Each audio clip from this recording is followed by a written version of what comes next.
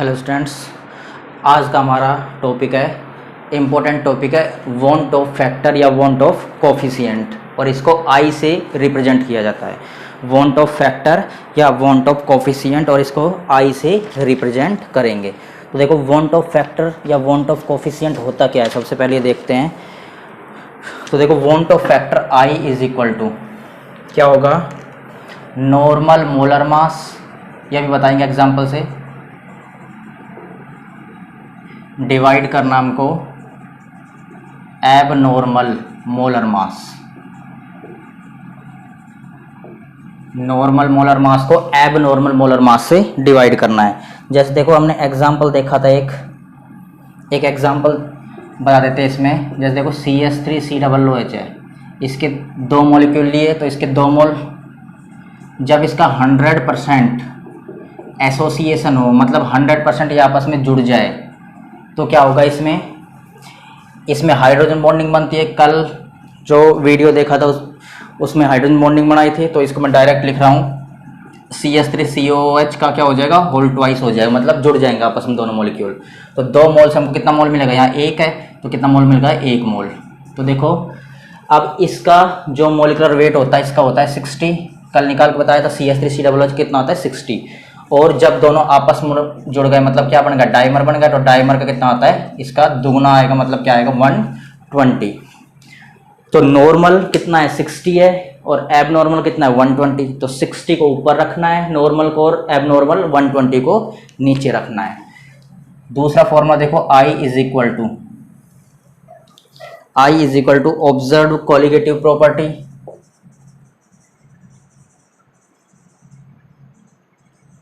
Observe colligative property divide calculated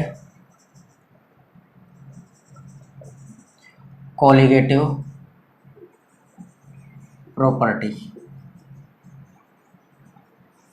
observe colligative property divide calculated colligative property. अब देखो, इसका भी एग्जांपल देख लो। जैसे NaCl है, ऑब्जर्व क्या होता है, कैलकुलेटेड क्या है, उसके बारे में बता रहा हूँ। मान लो इसका 100% डिसोसिएशन हो गया, तो क्या देगा, Na+ देगा और Cl- देगा। तो यहाँ देखो, 1 मोल है इसका, 1 मोल से हमको कितने मोल मिल रहे हैं, एक तो Na का, एक Cl का, मतलब टोटल 2 मोल मिल रहे हैं। तो ऑब्जर्व क्या, ऑब्जर्व होता है जो एक्सपेरिमेंटल होता है। एक्सपेरिमेंट से हमने बाद में देखा, मतलब कितने मोल मिले हमको, एक्सपेरिमेंट 2 मोल मिले, 2 मोल मिले। और कैलकुलेटेड हमारा क्या था, हमने 1 मोल डाला था वाटर में, हमने 1 मोल NaCl डाला था, और बाद में हमको 2 मोल मिल गए। तो डाला था 1 मोल था, वो क्या था हमारा कैलकुलेटेड, नीचे आएगा 1, ऊपर कितना आ जाएगा 2, क्योंकि 2 मोल्स डिसोसिएट होने के बाद वो कितने मोल्स दिए इसने डिसोसिएट होने के बाद 2 मोल्स दिए।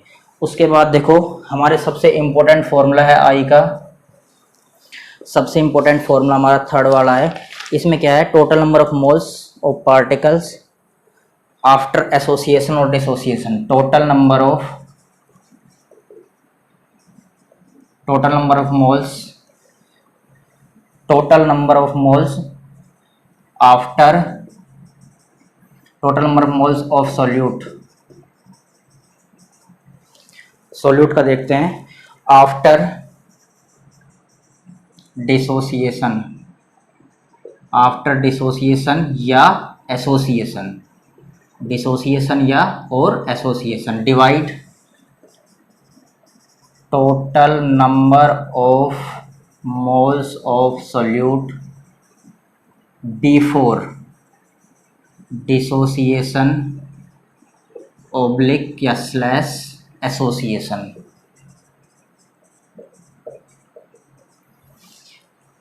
तो total number of moles of solute after dissociation, मतलब डिसोसिएशन से पहले, डिसोसिएशन से पश्चात, बाद में, आफ्टर मतलब बाद में। तो डिसोसिएशन के बाद नंबर ऑफ मोल्स या एसोसिएशन के बाद नंबर ऑफ मोल्स, ऐसे ही डिवाइड करना है उससे पहले। डिसोसिएशन या एसोसिएशन कुछ ना कुछ होगा, उससे पहले नंबर ऑफ मोल्स। जैसे एग्जांपल देखो, जैसे NaCl का एग्जांपल देखा हमने, देखो डिसोसिएशन से पहले और बाद में, इसमें लिखना पहले, बाद में लिखना है, आफ्टर मतलब बाद में।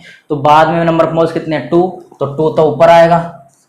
डिसोसिएशन के बाद मोल्स कितने हैं NaCl के, 2, और पहले कितने मोल्स थे, 1 मोल था, तो 1 क्या आएगा, नीचे आएगा। तो इसका मतलब ये है कि NaCl Na+Cl- में ब्रेक होगा।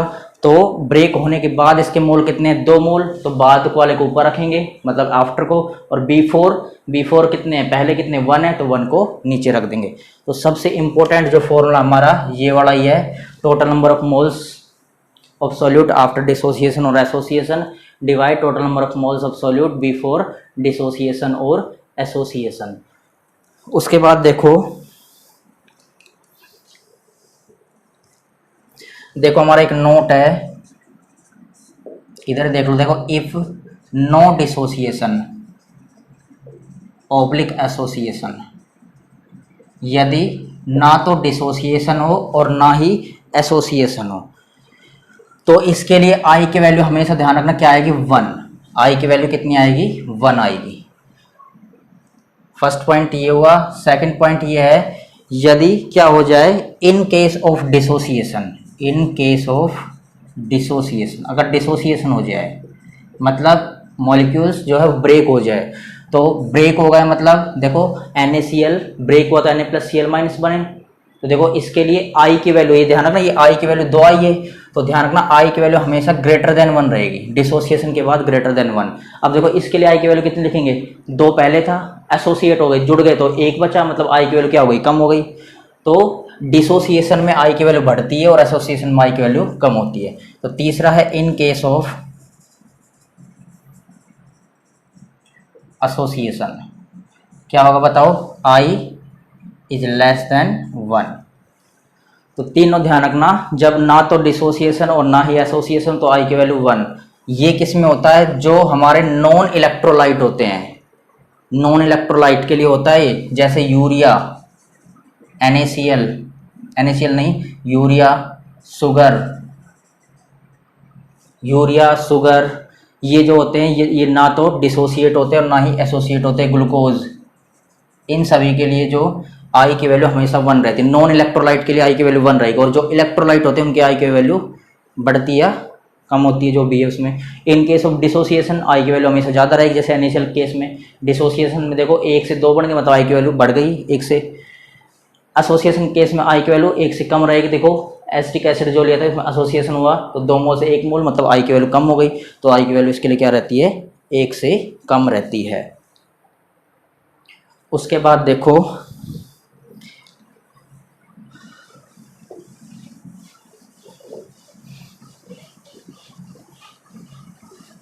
वांट ऑफ फैक्टर हो गया ये। अब वांट ऑफ फैक्टर जो हमने कोलिगेटिव प्रॉपर्टी पढ़ी थी, अगला नोट हमारा, जो हमने कोलिगेटिव प्रॉपर्टी पढ़ी थी, 4 टाइप की कोलिगेटिव प्रॉपर्टी पढ़ी थी, इसमें हम वांट ऑफ फैक्टर को इंट्रोड्यूस करा दें, वांट ऑफ फैक्टर मतलब आई को इंट्रोड्यूस करा दें, तो इन 4 कोलिगेटिव प्रॉपर्टी के फॉर्मूले में थोड़ा सा चेंज आएगा, मतलब सिर्फ इतना चेंज रहेगा, मल्टीप्लाई हो जाएगा वांट ऑफ फैक्टर से। तो देखो सबसे पहला फॉर्मूला हमारा क्या था, relative lowering of vapour pressure, relative lowering of vapour pressure. इसका फॉर्मूला क्या पढ़ा था हमने, इसका फॉर्मूला पढ़ा था हमने P0A minus PA upon P0A is equal to XB, number of mole fraction of solute, B solute के लिए लेते हैं, या इसको ऐसे लिख सकते हैं, और P0A minus PA upon P0A is equal to WB upon MB into MA upon W, ये फॉर्मूला पढ़ा था। अब देखो इसमें चेंज क्या होगा, इसमें चेंज सिर्फ इतना सा होगा, वांट ऑफ फैक्टर को इंट्रोड्यूस कराना है, मतलब यहाँ I से मल्टीप्लाई हो जाएगा और यहाँ भी I से, मतलब कोई सा फॉर्मूला ले तो I से क्या होगा, मल्टीप्लाई हो जाएगा। अभी बताएंगे इसका मतलब क्या है आगे। दूसरा एलिवेशन इन बॉइलिंग पॉइंट था, दूसरी colligative property, elevation in boiling point. इसका फॉर्मूला क्या था हमारा, delta TB is equal to KB into M आया था। अब देखो इसमें क्या करेंगे, इसमें भी हम वांट ऑफ फैक्टर से मल्टीप्लाई कर देंगे। तीसरा फॉर्मूला था हमारा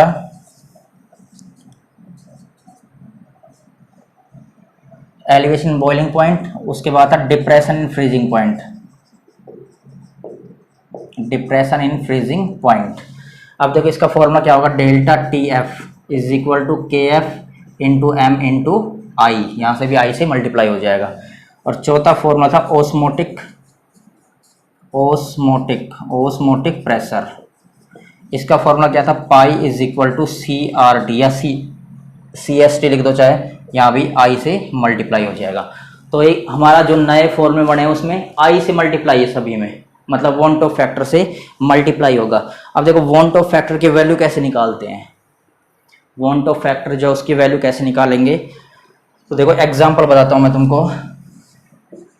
एग्जाम्पल देखो, सबसे पहले ये ध्यान रखना, देखो जो नॉन इलेक्ट्रोलाइट होते हैं, नॉन इलेक्ट्रोलाइट्स, जैसे एग्जाम्पल है इसमें यूरिया हो, ग्लूकोज हो, कैन शुगर हो, या फिर यूरिया ग्लूकोज कैन शुगर आ जाएगा। इसके अलावा जो डिसोसिएट और एसोसिएट नहीं होते, नॉन इलेक्ट्रोलाइट बोलते हैं, जो भी हमने क्वेश्चन किए थे, बेंजीन वगैरह, जो भी नॉन इलेक्ट्रोलाइट होते हैं जो डिसोसिएट नहीं होते। और इसके अलावा शुगर आती है इसी में ही, शुगर जो डिसोसिएट और एसोसिएट नहीं होते उनको क्या बोलते हैं, डिसोसिएट नहीं होते उनको क्या बोलेंगे, नॉन इलेक्ट्रोलाइट बोलेंगे। और हमने जो भी अब तक जो भी क्वेश्चन किए हैं, अब देखो तुम ये कहोगे कि इनमें हमने मल्टीप्लाई आई से नहीं किया, जो भी अब तक कोलिगेटिव प्रॉपर्टी में क्वेश्चन किए हैं, लेकिन अब तक जो कोलिगेटिव प्रॉपर्टी में क्वेश्चन किए हैं उसमें किसी में भी हमने इलेक्ट्रोलाइट नहीं लिया। सभी में देखो क्वेश्चन में देखना, यूरिया लिया है, शुगर लिया है, ग्लूकोज, बेंजीन, यही लिया है। किसी भी हमने किसी भी क्वेश्चन में हमने NaCl नहीं लिया जो इलेक्ट्रोलाइट Na+Cl- देगा। किसी में हमने CaCl2 नहीं लिया, MgCl2 नहीं लिया, K4FeCN6 नहीं लिया, Al2SO4 थ्राइस नहीं लिया।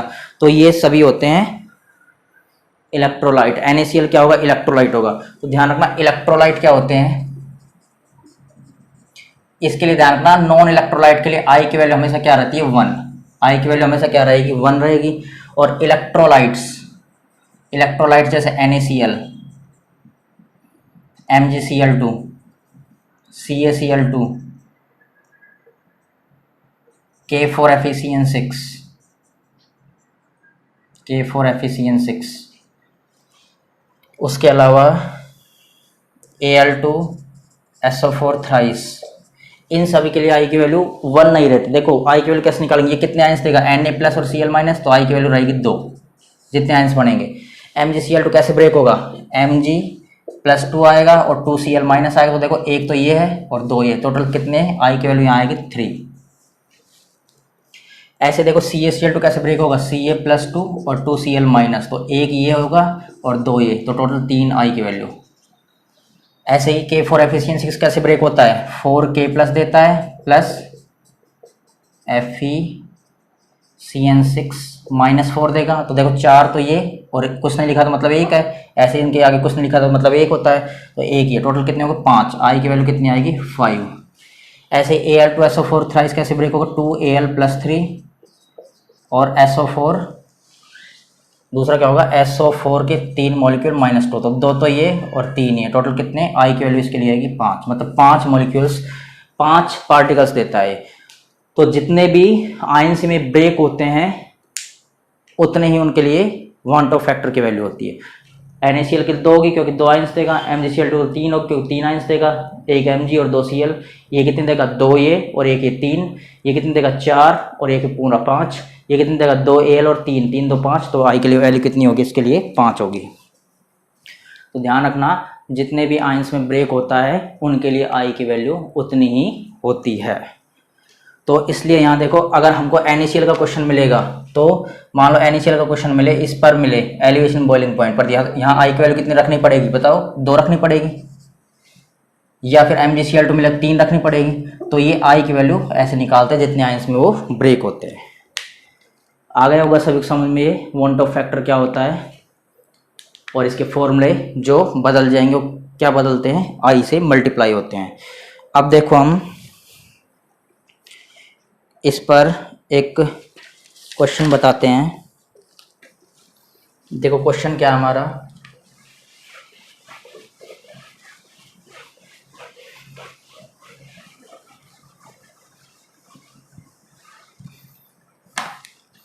देखो क्वेश्चन दे रखा है, arrange the following 0.1 m solution in increasing order of their boiling points. Boiling point के ऑर्डर में अरेंज करना है। 0.1 m सॉल्यूशन दे रखा है सभी का। तो क्या क्या दे रखे हैं, 0.1 m NaCl दे रखा है, 0.1 m यूरिया दे रखा है, 0.1 m MgCl2 दे रखा है और 0.1 m AlCl3 दे रखा है। तो देखो बॉइलिंग पॉइंट का ऑर्डर पूछा है, तो सबसे पहले ध्यान रखना boiling point is directly proportional होता है नंबर ऑफ मोल्स के, नंबर ऑफ मोल्स के। जितने ज़्यादा नंबर ऑफ मोल्स होंगे, जितने पार्टिकल्स होंगे, उतना ही बॉइलिंग पॉइंट ज़्यादा होगा। और जो फ्रीजिंग पॉइंट होता है वो इनवर्सली प्रोपोर्शनल होगा नंबर ऑफ मोल्स के। नंबर ऑफ मोल्स के क्या होगा, इनवर्सली प्रोपोर्शनल। इन दोनों को ध्यान रखना, दोनों बता देंगे तुमको, फ्रीजिंग और बॉइलिंग। यहाँ पर ऑर्डर क्या होगा, देखो बॉइलिंग पॉइंट का ऑर्डर देखेंगे और क्या देखेंगे, फ्रीजिंग पॉइंट का ऑर्डर। दोनों का देख लेते हैं। तो देखो सबसे पहले नंबर ऑफ मोल्स देखते हैं, पार्टिकल्स कितने, Na+ में कितने होंगे, एक और एक ये दो, तो यहाँ टोटल 2 पार्टिकल है, एक Na+, एक Cl-। यूरिया देखो, यूरिया के लिए हमेशा ध्यान रखना, यूरिया के लिए पार्टिकल एक होता है, क्योंकि यूरिया ब्रेक नहीं होता, I की वैल्यू 1 रहेगी, और NaCl के लिए I की वैल्यू 2 होती है। ऐसे ही इसमें कितने पार्टिकल्स मिलेंगे, 2 Cl और एक Mg, टोटल 3 पार्टिकल्स मिलेंगे, मतलब I की वैल्यू 3 रहेगी। इसके लिए कितने पार्टिकल्स, 3 ये और एक ये, 4, तो 4 पार्टिकल्स, I की वैल्यू 4। और 0.1 m है सभी के लिए मोलरिटी, तो इससे कोई फर्क नहीं पड़ेगा। तो देखो बॉइलिंग पॉइंट, नंबर ऑफ मोल जितने ज़्यादा होंगे, नंबर ऑफ मोल सबसे ज़्यादा किसके हैं, AlCl3, तो AlCl3 का सबसे ज़्यादा बॉइलिंग पॉइंट होगा, फिर MgCl2 का, फिर NaCl का, और लास्ट में यूरिया का। ये इंपॉर्टेंट क्वेश्चन है, इसको ध्यान रखना। उसके बाद देखो फ्रीजिंग पॉइंट जस्ट इसका क्या करेंगे, इन्वर्सली है, तो इन्वर्स कर दो, मतलब AlCl3 ग्रेटर देन था इसमें, अब इसमें क्या होगा, less than, MgCl2 less than NaCl less than urea. ये हमारा है क्वेश्चन। तो ध्यान रखना, जितने ज़्यादा नंबर ऑफ पार्टिकल्स होंगे उसके लिए बॉइलिंग पॉइंट उतना ही ज़्यादा होगा और फ्रीजिंग पॉइंट उतना ही कम होगा। तो नंबर ऑफ पार्टिकल्स AlCl3 में 4 है, 3 Cl और 1 Al, इसमें 2 Cl और 1 Mg 3 है, इसमें यूरिया ब्रेक नहीं होता, 1 रहेगा, NaCl 1 Na 1 Cl, तो 2 रहेंगे। तो ये होता है बॉइलिंग पॉइंट। सबसे ज़्यादा पार्टिकल्स जितने हैं जिसमें उसका बॉइलिंग पॉइंट ज़्यादा, सबसे कम पार्टिकल्स जितने में जिसमें उसका फ्रीजिंग पॉइंट क्या होगा, उससे सबसे कम, मतलब इन्वर्सली एक दूसरे के। सबसे ज़्यादा फ्रीजिंग पॉइंट किसका होता है, इसका होगा यूरिया, क्योंकि इसमें एक पार्टिकल है। जितने ज़्यादा पार्टिकल्स बॉइलिंग पॉइंट उतना ही, जितने कम पार्टिकल्स फ्रीजिंग पॉइंट उतना ही ज़्यादा, ये ज़्यादा का होता है। उसके बाद हम एक क्वेश्चन और देखते हैं इस पर। तो देखो हमारा एक लास्ट क्वेश्चन आज के वीडियो का, उसके बाद कल करेंगे। एक क्वेश्चन और देखो,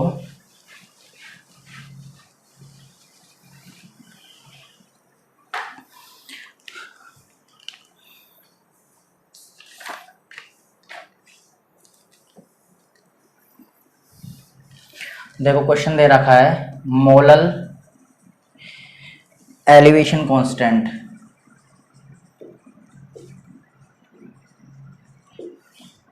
मतलब मोलैलिटी के लिए। मोलैलिटी देखते हैं, मोलर एलिवेशन कांस्टेंट मोलैलिटी काम लेते हैं, और डिप्रेशन फ्रीजिंग पॉइंट में भी इस मोल काम लेते हैं मोलैलिटी। उसके लिए वैल्यू दे रखी, for water is 0.5 degree centigrade Kg mole inverse. Degree centigrade Kg mole inverse दे रखा है, केल्विन Kg मोल इनवर्स नहीं दे रखा, डिग्री सेंटीग्रेड में दे रखा है। तो देखो इसमें डिग्री सेंटीग्रेड में ही इसका आंसर बताते हैं। तो देखो फर्स्ट क्वेश्चन, इसका मीन्स क्या है, इसका मीन्स पूछा। इसका मीन्स क्या होगा, इसका मीन्स ये है कि जब मोलैलिटी 1 Kg मोल इनवर्स है, जब मोलैलिटी 1 Kg मोल इनवर्स है, तो सॉल्यूशन की मोलैलिटी कितनी है, 1 Kg मोल इनवर्स है, तो बॉइलिंग पॉइंट में एलिवेशन, तो इसके बॉइलिंग पॉइंट में एलिवेशन जो होगा, एलिवेशन इन बॉइलिंग पॉइंट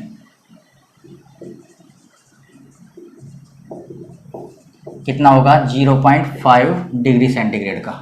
इसके बॉइलिंग पॉइंट में कितना एलिवेशन होगा, 0.5 डिग्री सेंटीग्रेड का। इसका मीन्स यही है इसका मीन्स क्या है, दोबारा से देख लो। इसका मीन्स ये है कि जब मोलरिटी 1 kg मोल इनवर्स है तो एलिवेशन बॉइलिंग पॉइंट कितना हो रहा है, 0.5 डिग्री सेंटीग्रेड का एलिवेशन हो रहा है बॉइलिंग पॉइंट में। उसके बाद देखो इसमें दूसरा क्वेश्चन पूछ रखा है, फाइंड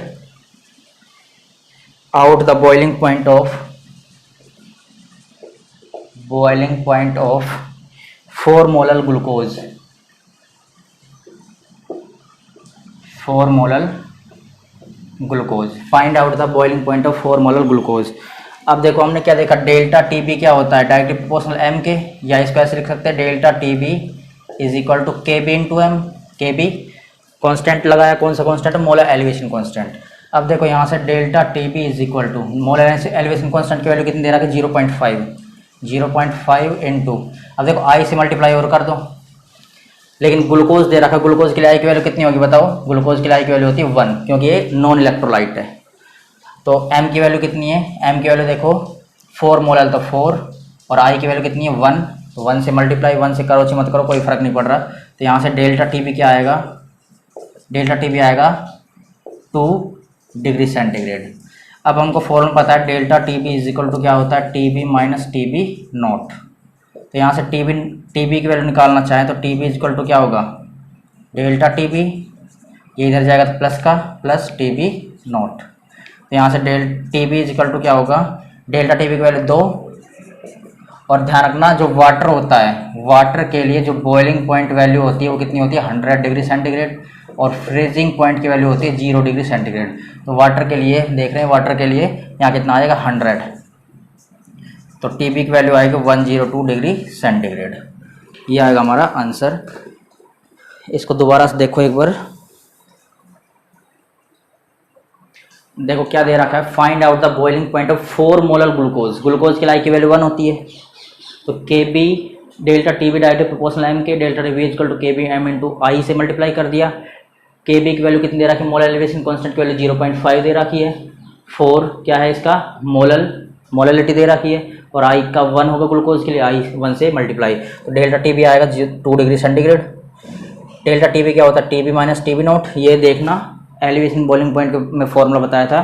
तो यहाँ से टी बी निकालने क्या आएगा, डेल्टा टी बी, और इधर जाएगा तो प्लस का हो जाएगा टी बी नॉट। तो यहाँ से डेल्टा टी बी की वैल्यू 2, और टी बी नॉट वाटर के लिए देखते हैं, वाटर के लिए टी बी नॉट की वैल्यू होती है 100, और फ्रीजिंग पॉइंट 0 होता है, तो 2 + 100 102 डिग्री सेंटीग्रेड। अब देखो एक क्वेश्चन ऐसे दे दे हमको, यही क्वेश्चन है, find out the boiling point of 4 molar urea. यहाँ यूरिया लिख दें, तो यूरिया के लिए आई की वैल्यू कितनी होती है 1, क्योंकि ये भी नॉन इलेक्ट्रोलाइट है। तो सेम ऐसे कैसे होगा, यही लगेगा 0.5 आएगी। देखो 4 मोलर दे रहा है, इसमें भी आई की वैल्यू 1 रखेंगे तो ये आएगा। उसके बाद ये पूरा यहाँ 2 आएगा, और 100 वाटर के लिए होता है तो 102। इसके लिए भी सेम आंसर आएगा ऐसे ही, क्योंकि यूरिया क्या है, नॉन इलेक्ट्रोलाइट है। लेकिन हमको ऐसे दे दे, यहाँ पर NaCl दे दे, यूरिया की जगह क्या दे दे NaCl।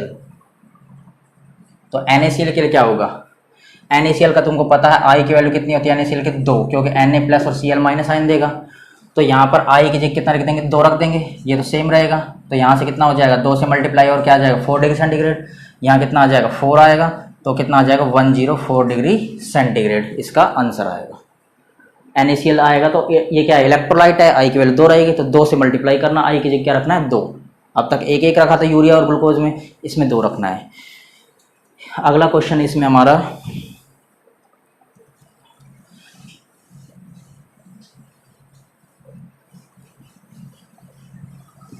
एक क्वेश्चन और दे रखा है इसमें, इसी में ही 5th नंबर का क्वेश्चन है। इसमें ए दे रखा है हमको 4 मोल ग्लूकोज प्लस 1 kg H2O। 4 मोल glucose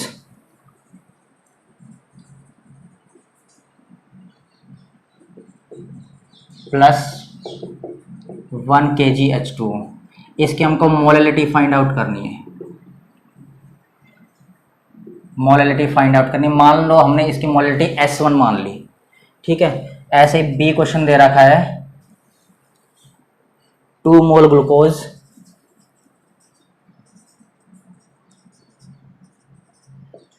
plus ½ kg H2O water.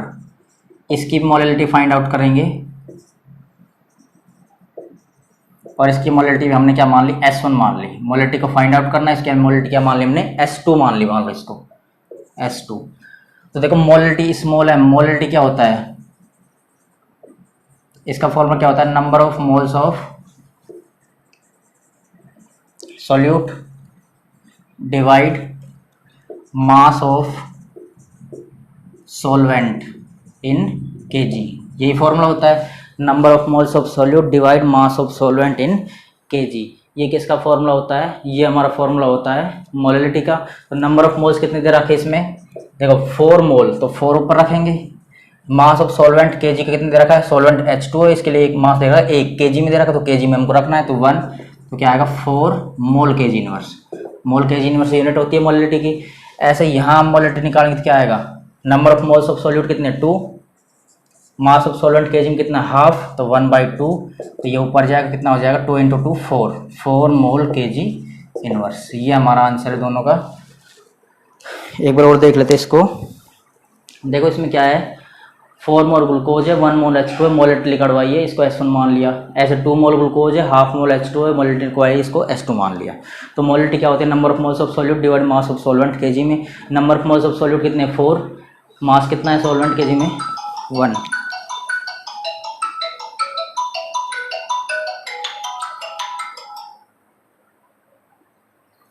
Solvent का मास कितना है 1 है, तो 4/1 4 मोल केजी इनवर्स।